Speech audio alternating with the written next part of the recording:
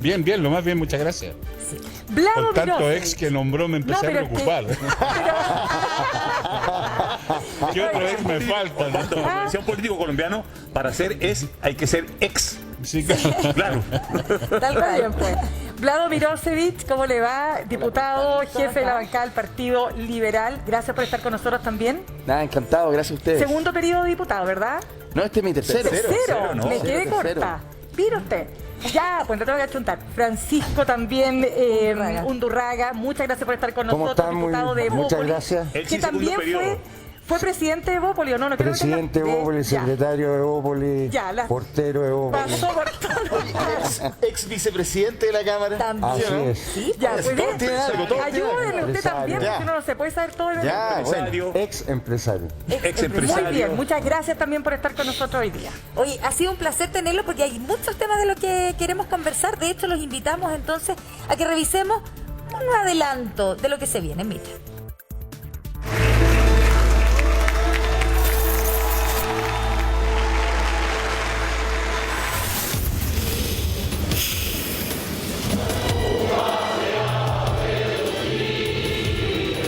Seguimos, ¡viva Chile! El plan sigue tal cual como se delineó inicialmente. Los incidentes de ayer no han cambiado en nada nuestro itinerario. Que uno de los aviones de las expulsiones que se hicieron, por ejemplo, a Venezuela, retornó con las mismas personas. Con todos los pasajeros expulsados. Un nuevo retiro significa otro impulso adicional, pero con la economía más recalentada que lo que estaba antes. La situación de violencia que estamos viviendo en muchos lugares de nuestro país es absolutamente inaceptable y la naturalización de la misma es algo que el gobierno no va a permitir. Controles, fiscalizaciones y patrullajes estarán donde más nos han pedido los vecinos y vecinas, en la calle previniendo los delitos. Vamos a avanzar en la condonación progresiva del CAE y acá los que van a tener condonación son justamente los que tengan más al día. Ay, estos son solo resumen, ¿ah? Esto es como solo una pincelada de lo que ha pasado. Primera pregunta para los tres. Una cosa son los factores externos, un terremoto como ha pasado en otros gobiernos, la pandemia, situaciones externas. Pero acá también hay mucho de autogol. ¿Cómo lo evalúan ustedes? Parto por usted, Osvaldo Andrade. Yo tengo la impresión de que hemos sido poco benevolentes en el juicio respecto a los primeros 2 meses de gobierno. Pareciera ser que antes, cuando se instalaba un gobierno, todo era perfecto y ahora han habido todo. Entonces creo que ha sido muy unilateral el juicio. Yo creo que esta es una nueva generación que se incorpora por primera vez al gobierno. Hay que darle un tiempo de afianzamiento. No es casual que el presidente después de los 6 meses haya señalado que se terminó el periodo de instalación.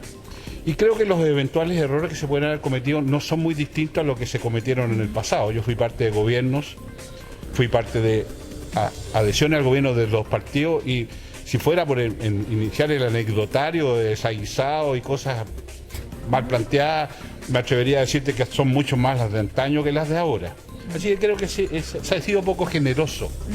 Tal vez el factor que ha influido mucho es que hay una expectativa muy grande respecto a este nuevo gobierno y ese es un factor muy relevante en los juicios que se hacen. Pareciera ser que tendría que estar destinado a resolver los problemas en las 48 horas siguientes de su instalación. Osvaldo, ya les damos la palabra al tiro, diputados, pero me interesa mucho, ya que usted fue ministro del Trabajo, que es lo último, lo más contingente, ¿cómo evalúa el manejo con las crisis que se han generado? Por ejemplo, lo que pasó en ENAP y finalmente el desalojo de esta refinería en Talcahuano y el bloqueo de Carabineros, y lo vinculo al tuit de los Daniel Jadwe. camioneros. Perdón, de camioneros. Oiga, no es primera persona que le pasa que confunde Sí, camioneros con sí, carabineros. Del bloqueo de camioneros. Pero quiero vincularlo con el tuit de Jadwe, porque, no sé, usted me imagino que ya lo ha visto, ¿no? Que decía que mientras se había tenido guante blanco con los camioneros, ahí está, a los camioneros sediciosos se les trata con guante blanco, voluntad de diálogo, pero a los trabajadores que luchan por reivindicaciones laborales justas se les reprime con brutalidad. ¿Cómo lo ve usted? ¿Cómo ha sido ese manejo? Bueno, lo primero que habría que señalar, creo yo, que después de muchos años, el gobierno con la Central Unitaria de Trabajadores llegó al Parlamento con un proyecto sobre el ingreso mínimo en acuerdo, lo que habla de una buena gestión. Hasta hace un tiempo atrás no se llegaba al Parlamento con acuerdo, se llegaba con disenso con la Central de los Trabajadores. Hoy día se llegó con acuerdo y eso hay que valorarlo. Y respecto al tema, mire, yo de las declaraciones de Jadwe prefiero no opinar porque nunca es bueno opinar respecto a lo que dice un candidato presidencial. ¿Y él es candidato presidencial? Sin duda, desde hace rato. O sea, sigue. Y yo creo que él está en una situación compleja. Dije que no iba a opinar y al final lo voy a opinar igual. Bueno, ya está opinando, así que está en una situación compleja porque él tiene que marcar una diferencia desde la izquierda respecto al gobierno de Gabriel Boric, contradiciendo flagrantemente normalmente el comportamiento de su partido, y al mismo tiempo no puede deshacerse de su condición de ser parte de este gobierno. Es bien esquizofrénico lo de Jadwe. Yo, como no tengo especialidad en ese sentido, no me atrevería a ir más allá en mi opinión. Pero cierra la parte del manejo respecto de lo que pasó en ENAP. ¿Usted habría hecho lo mismo si hubiese sido usted parte del gobierno? Aunque lo del esquizofrénico me gustaría que se lo pudiera aclarar un poquito. Es que ahí hay un problema más de fondo que no hemos resuelto. Y perdone, caigo en mi especialidad. El problema de la subcontratación.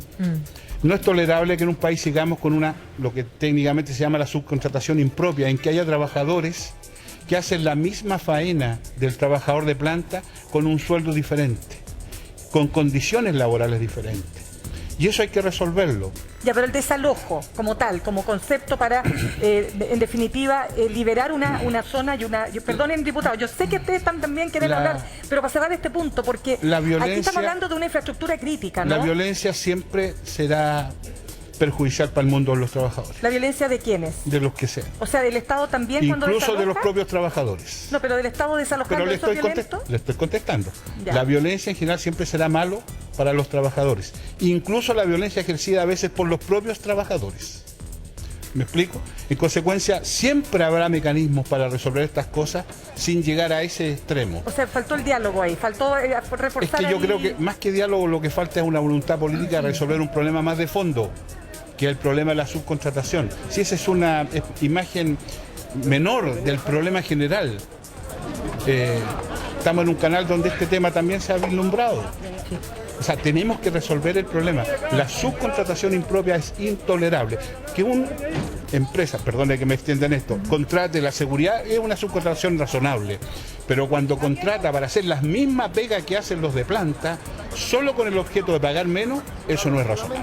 Y eso hay que resolverlo. Sí. ¿Usted coincide, Francisco, con respecto a ese punto? Uno, que dijo Osvaldo Andrade que habíamos sido un poco generosos con el Ejecutivo que se está recién poniendo en marcha. Y segundo, cómo se han manejado las crisis, la de los camioneros, la de ENAP y la delincuencia desatada también que hemos visto durante el último tiempo. A ver, yo creo que el gobierno del presidente Boric es un gobierno que es preso de su campaña y de la sobreesperanza que le dio a la gente.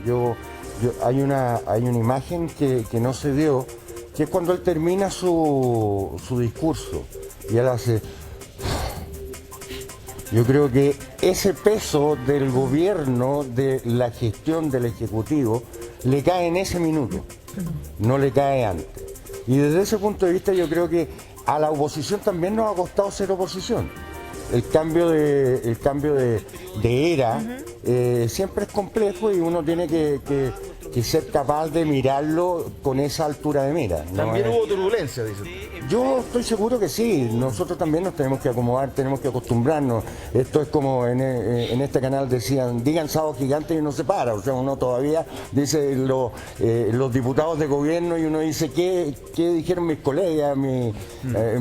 Chile vamos, ¿me entiendes? No sé, evidentemente hay un proceso de adaptación que es normal.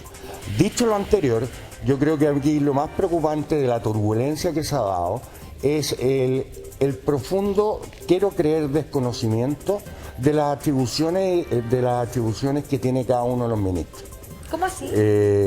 Las atribuciones y las competencias que debe tener. O sea, lo que pasó con la ministra del Interior y que asiste, digamos, es una cosa que es gravísima. No es grave ni es anécdota. Lo del norte. No, lo del sur. Lo primero que pasó, el AIDA Temocuycuy. El AIDA Temocuycuy. O sea, ¿cómo le garantizamos seguridad a la ciudadanía si no somos capaces de garantizarle seguridad a la persona que está a cargo de la seguridad? Aquí hablemos las cosas como son, digamos. la recibieron con armamento y con fuego. Ella dijo que fue una protesta. Bueno, ella diga lo que diga, pero aquí se vieron balas de un lado para el otro, digamos. Y ella además renunció a un deber que ella tiene, que es denunciar todo acto delictual. Y desde ahí en adelante yo creo que se le da una señal al país, que aquí más o menos da lo mismo hacer actos de delincuencia, hacer actos de terrorismo o violar la propiedad privada, porque total no me voy a querellar. ¿Cómo le explicamos nosotros a toda la ciudadanía que vamos a tener protección, que le vamos a otorgar protección, que es el primer deber que tiene el Estado para con los connacionales y la gente que vive en Chile, si no somos capaces de asegurarle, uno, la seguridad a la ministra del Interior, y dos, que la misma no ejerza el Estado de Derecho? Entonces, ¿tuvo bien desalojar en el caso de NAP? Yo creo que ahí hay dos cosas que pasan. De partida, digamos, es una empresa estratégica. En segundo lugar, como muy bien lo saben aquí mis colegas, esta es una empresa que tiene un estatuto independiente al Estado. Me llama poderosamente la atención las pretensiones de intervención, tanto de la intendenta como de los propios ministros, del ministro de Energía. Es una empresa independiente, es de propiedad del Estado efectivamente, pero no es una empresa que tiene un directorio independiente, no es una empresa que deba recibir órdenes del ministro de turno, ya sea el ministro de Energía del gobierno de Sebastián Piñera o el actual ministro de Energía. No corresponde. Y desde el punto de vista de lo que ahí se vive, yo sí concuerdo que nosotros tenemos que legislar de verdad en relación a la subcontratación.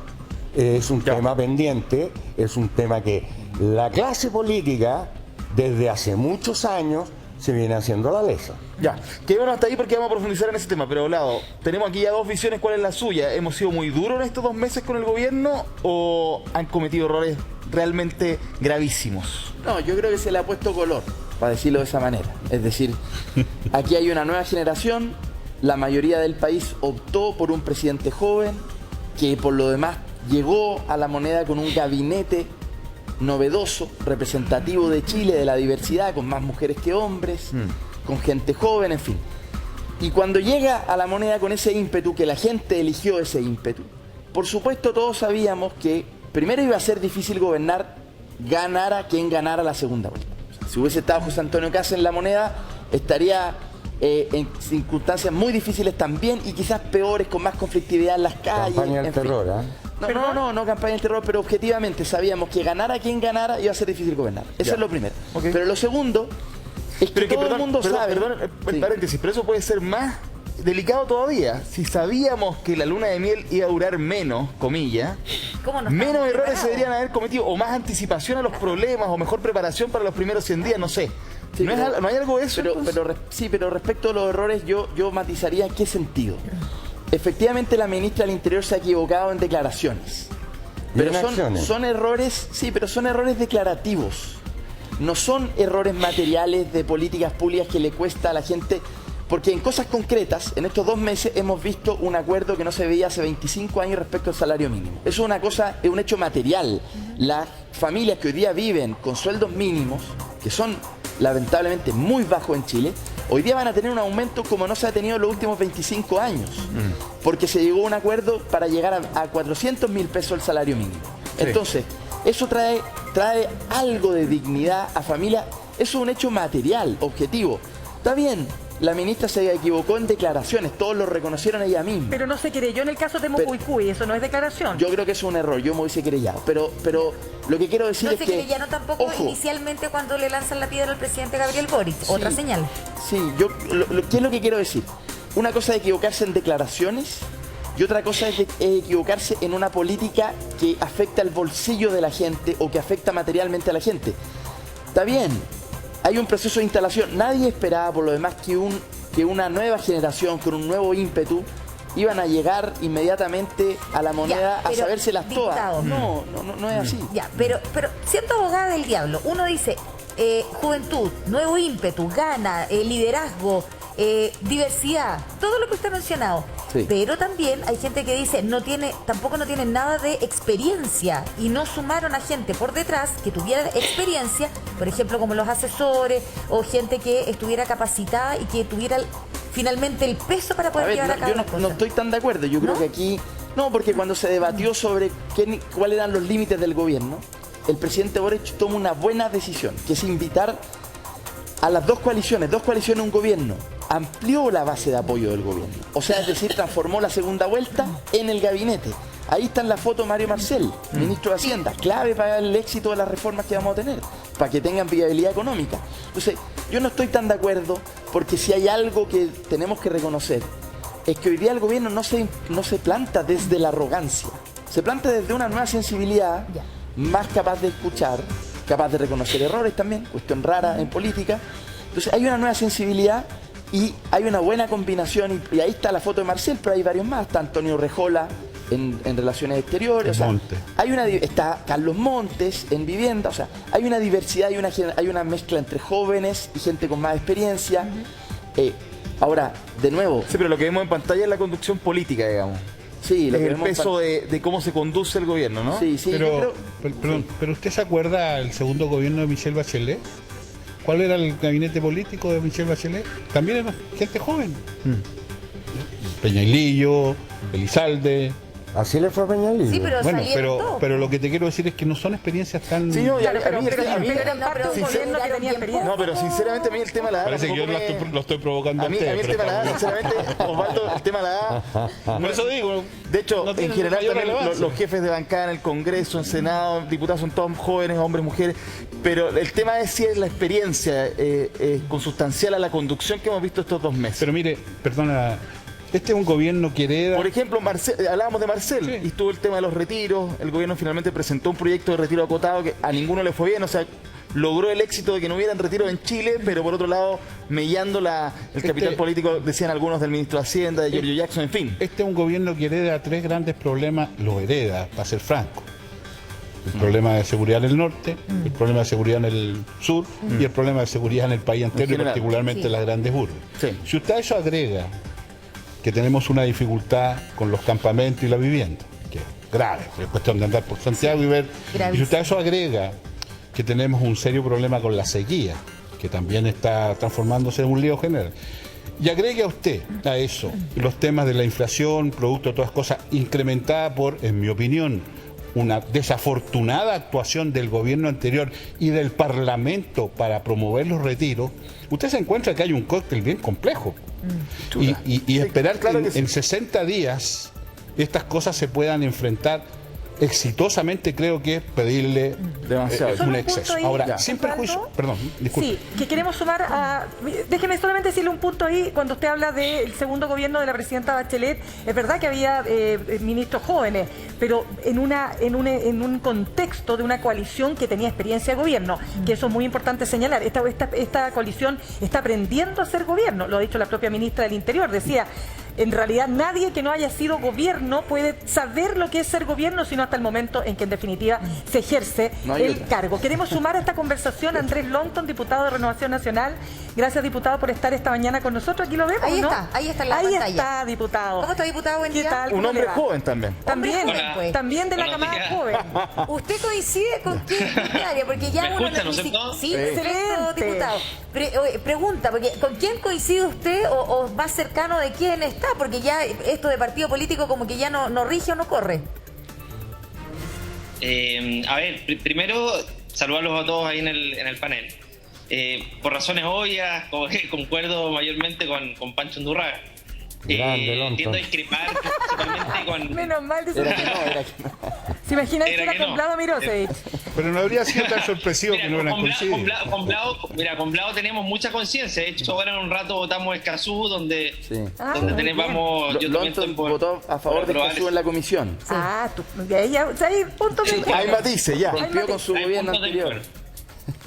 Llegamos a un acuerdo ahí con algunas declaraciones interpretativas que corregían ciertos aspectos del tratado. Pero bueno, pero entrando al tema, pero también tiendo a discrepar también en parte con lo que dice Vlado respecto principalmente al tema declarativo. Yo creo que si es solo declarativo, yo creo que es remediable, es perdonable, pero lamentablemente esas declaraciones han ido acompañadas de acciones. Y les puedo graficar un ejemplo claro, lo que pasó con la ministra de Justicia hace algunos días respecto a no no calificar debidamente a quien estaba condenado por un grado de delito por su nombre, es decir, por lo que debería ser, y no un preso político, es decir, dudar en esa respuesta. Celestino Córdoba, para dejarlo claro, diputado. Celestino Córdoba, condenado, es que para que las personas que nos están viendo hasta ahora sepan de qué estamos hablando. Celestino Córdoba, condenado por el crimen del matrimonio Luxinger-Macay, cuando se le pregunta, ¿es un homicida o es un preso político? Es un preso político. Y al no tener claridad... No, pero ella no dijo que era un preso político. Ella no dijo que era un preso político. Dijo que era un preso político. Por eso, Mirna, si hubiera... Mira, a ver, si es que con el perdón puede bastar en la medida que estos hechos no vayan acompañados de acciones. Pero tenemos una persona que fue puesta en libertad dominical, beneficio intrapenitenciario, junto también con los primos Tracal, que también participaron del homicidio de la familia del matrimonio Luxinger, en dudosas, cuestionables circunstancias, desde el punto de vista de cómo se otorgan los beneficios intrapenitenciarios, acompañado de un discurso que no solamente es de la ministra de Justicia, también es de la ministra del Interior, de tratar a personas que pertenecen a grupos radicalizados o cometen graves delitos como presos políticos. Entonces, finalmente lo que vemos, Mirna, es que este gobierno improvisa mucho, de que finalmente la fuente ideológica que tienen los traiciona. Se dieron también en el gobierno pasado y Hernán Larraín era el ministro de Justicia. Sí, estos beneficios los otorga Gendarmería. Exacto. Gendarmería depende del Ministerio de Justicia. Hernán Larraín no lo otorgó nunca una salida al medio libre. Lo que quiero decir es que a los primos Tracal, había un gobierno antes, hay un gobierno ahora, y los beneficios estaban. No tiene mucho que ver con quién es el ministro. Repítelo. No, tiene que ver, porque tiene que ver mucho, porque finalmente las señales son fundamentales para las acciones que después se implementan o se ejecutan. Recordemos que han pasado 2 meses nomás. Hace algunas semanas nos enteramos de que el jefe de asesores de la Subsecretaría de Justicia se reunió con Celestino Córdoba. Entonces, los beneficios interpenitenciarios no son un elemento, no se determinan de manera objetiva clara. Hay elementos subjetivos que uno tiene que sopesar: la gravedad del delito, el reconocimiento del mal causado, el arrepentimiento, el haber cumplido cierto porcentaje de la pena y no haber cometido infracciones graves dentro de los recintos penitenciarios. Celestino Córdoba estuvo en huelga mucho tiempo, junto también con los primos Tracal. Esos son elementos determinantes y la decisión la toma Gendarmería, y Gendarmería depende del Ministerio de Justicia, y la ministra de Justicia es Marcela Ríos, que se manda estas declaraciones donde finalmente depende de ella el nombramiento de los jueces, darle garantía, garantizar la imparcialidad, la autonomía, la independencia del Poder Judicial. Entonces, son señales equivocadas que van acompañadas de acciones. Entonces, cuando tú no estoy para nada de acuerdo con Andrés por 2 cosas. Primero, él dice, ella tiene que ser independiente, no puede fijar una posición. Bueno, eso es lo que hizo la ministra. Dijo, yo no me voy a pronunciar porque la justicia se pronunció. Y entonces se le vienen encima en un ataque. Entonces cae en falta Camila Vallejo diciendo que efectivamente es una presa. No es que caiga en falta, pero la ministra de Justicia tiene una connotación si es que ella comenta los fallos judiciales. Entonces dijo, para ser prudente, no me voy a pronunciar. Y resulta que por no pronunciarse la critica. No le pedían que se pronunciara por el fallo, le pedían que se pronunciara la calidad de preso. Y de hecho al día siguiente clarificó. Homicida. Al día siguiente... Pero lo segundo que no estoy de acuerdo con Andrés, lo segundo, es que no es cierto que dependa de la ministra de Justicia los beneficios penitenciarios. Eso es un comité que establece la ley, que tiene que fijarse en las condiciones, si es que cumple o no cumple. No es verdad que haya sido la ministra la que dio la instrucción, ni mucho menos. Ella estuvo en la Cámara, Andrés, y lo aclaró. Estuvo el director de Gendarmería, y el director de Gendarmería explicó cómo funciona la entrega de estos beneficios. No dependen del gobierno de turno, esa es la verdad. Sí. Es que al escuchar a la oposición, uno se da cuenta que finalmente no hay una objeción de fondo respecto a la actuación del gobierno en estos últimos 60 días. En los 60 días, porque lo que uno escucha más bien son aspectos muy puntuales respecto a dichos o acciones de ministros específicos, pero en la globalidad del gobierno pareciera ser que no hay una objeción de que el gobierno esté equivocando el rumbo, que esté tomando decisiones desacertadas, que son críticas que uno pudiera visualizar como críticas más de fondo. Más aún, tampoco hay una crítica respecto a la actuación del presidente. Fíjese que lo único que uno ha escuchado respecto al presidente Boric es una comparación entre lo que decía antes y lo que dice ahora. Esa ha sido la gran crítica respecto, pero a la actuación concreta del presidente Boric no se dice, o no hay una crítica de fondo. Yo tengo la impresión de que esto tiene que ver con que en la oposición no hay una opinión al respecto, consensuada, y los propios problemas de la oposición, que bueno, los tendrá que resolver la oposición. Fíjese usted, a propósito de la intervención del diputado Lonton, que todo el mundo que tiene un mínimo conocimiento sabe que los beneficios penitenciarios se otorgan por órganos autónomos del gobierno. Incluso participan los tribunales. Hay recursos de amparo que se pueden presentar ante el tribunal ante la negación ante ciertos beneficios penitenciarios. Gendarmería cumple un rol esencial, hay informes técnicos, informes psicológicos. Y decir en consecuencia que esto es responsabilidad de la ministra, a lo menos es una ligereza desde el punto de vista del conocimiento de las cosas. Diputado Undurraga. No, mira, yo creo importante recalcar aquí que finalmente lo que opinemos nosotros es parte importante, por algo estamos acá, pero remitámonos a las propias encuestas. Y las encuestas señalan que el gobierno del presidente Boric y la imagen del presidente Boric en un récord mundial, absolutamente mundial, en 3 encuestas llega a superar el rechazo a la adhesión. Eso no sucedió durante los últimos 30 años con ningún presidente. Significa que la ciudadanía está percibiendo que las cosas no van como corresponden o como deberían ir. Entonces, todas las fiestas que aquí le están haciendo, y felicito, digamos, al Partido Socialista a través del exministro, de la disciplina que tienen, porque tienen una disciplina que no tiene el Partido Comunista ni el Partido Humanista, que ha sido incluso más oposición que nosotros mismos, a través de Jadwe, a través de Hitch y a través de sus diputados, digamos. Eso es correcto. Nosotros queremos que le vaya bien al gobierno del presidente Boric. No queremos que le vaya mal. Nosotros aquí no estamos para ponerle palitos al gobierno del presidente Boric. Al contrario, estamos en la medida de que podamos llegar a acuerdos en buscar los mismos. Ahora bien, seamos también claros en varias cosas. El presidente Boric, con excepción del pseudo quinto retiro, y tres proyectos de ley más, en el Congreso tampoco ha presentado grandes proyectos. Tú me vas a decir Escazú. Escazú había que ratificarlo o desecharlo, digamos, y se cumple llevándolo al Congreso nuevamente. Pero no tenemos una proposición legislativa, Francisco, por parte del gobierno. Perdón, y entonces, ¿cómo evalúan Chile Apoya, que es parte, ¿no? Que ahí hay que discutir muchos temas? Y ahí hay plata, además. Ahí hay plata, ahí hay beneficios para las personas y todo. ¿Cómo lo evalúan ustedes? Porque Mario Marcel, como todo ministro de Hacienda, cumple un rol fundamental. Y si uno pudiese diferenciarlos de otros ministros de Hacienda, no sé si mis compañeros están de acuerdo o no, ha tenido o ha sido más cercano al minuto de explicar situaciones en particular. Siempre el ministro de Hacienda era como más reticente a eso y como que hacía la pega desde atrás. Mario Marcel tiene otro rol en este gobierno, a diferencia de otros ministros de Hacienda. ¿Ustedes cómo lo ven?